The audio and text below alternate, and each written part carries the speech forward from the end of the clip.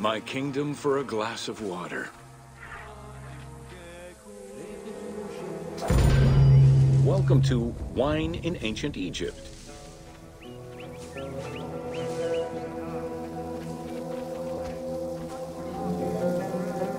When the god Horus lost his eye in a war with Seth, the ancient Egyptians believed the eye turned into a vine, and the vine's tears became wine. Early texts, dating back to 3150 BCE, contain the hieroglyph for vine. Regarded as extremely valuable, wine was highly sought after by the elite. It was also an essential part of many religious ceremonies.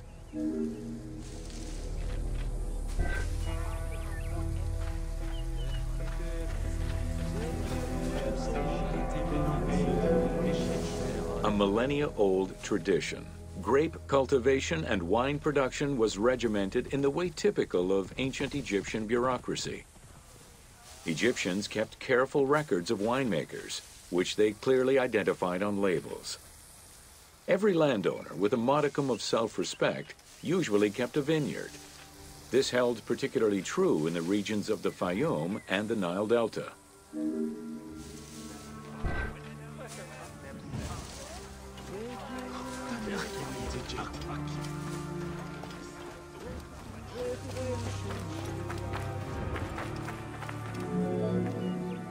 Documentation shows that only certain craftsfolk were allowed to provide the containers required to store and transport wine.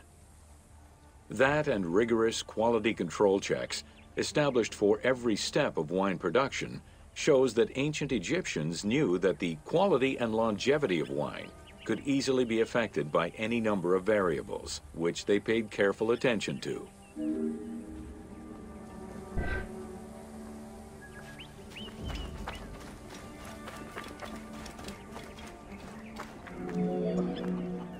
Egyptians had different kinds of wines, most of which ranged in quality from good to very good.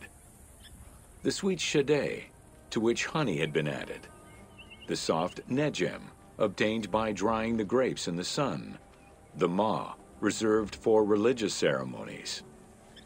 And finally there was the peor, the mediocre-rated wine, resulting from the second pressing of grapes and reserved for a less discerning palate.